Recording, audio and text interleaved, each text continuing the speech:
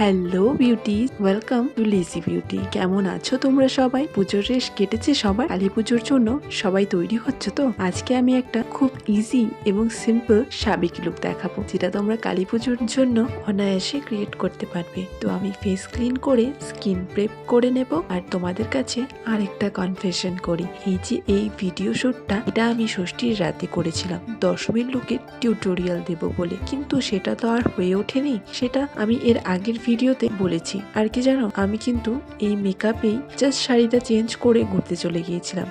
আর আজকে কিন্তু আমি প্রথমে ফেস মেকআপটা করব, তারপর আই মেকআপটা করব। আমি পার্সোনালি আই মেকআপটা আগে করাটাই প্রেফার করি, কিন্তু আজকে যেহেতু আইসটা একদম সিম্পলি রাখবো, তাই ফেস মেকআপটা আগে করে নিচ্ছি। আর ফেস মেকআপ কিন্তু অলওয়েজ সেমই থাকে, ভেরিয়েন্ট কিন্তু আই মেকআপই হয়।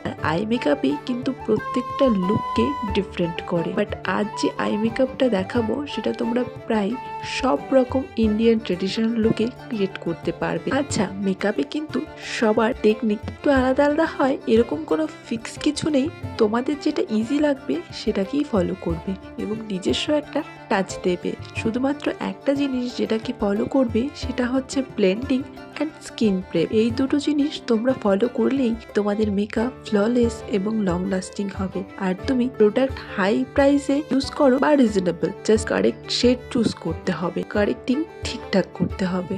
আচ্ছা, এই ব্যাপারে আমি একটা সেপারেট ভিডিও করব, যেখানে জাস্ট এই ব্যাপারেই বলবো। আর ফেস মেকআপ আগে করলে আই মেকআপ করার আগে চোখের নিচে ভালোভাবে লুজ পাউডার লাগিয়ে নেবে, তাহলে যা কিছু ফল আউট হবে সেটা ছাড়লেই চলে যাবে।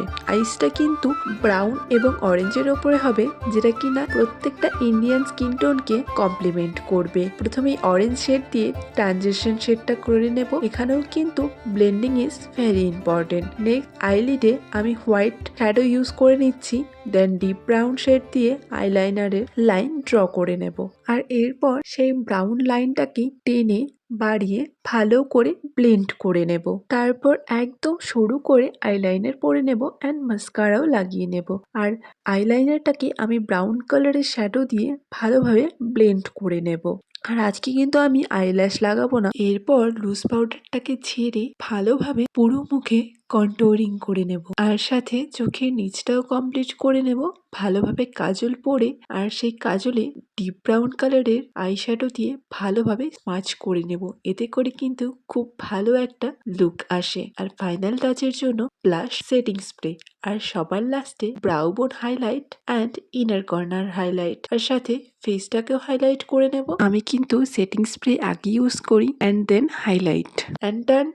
না, ডান হয়নি, শাড়িটা তো পরিনি। আর লিপস্টিক, সেটা ছাড়া কি আর লুক কমপ্লিট হয়?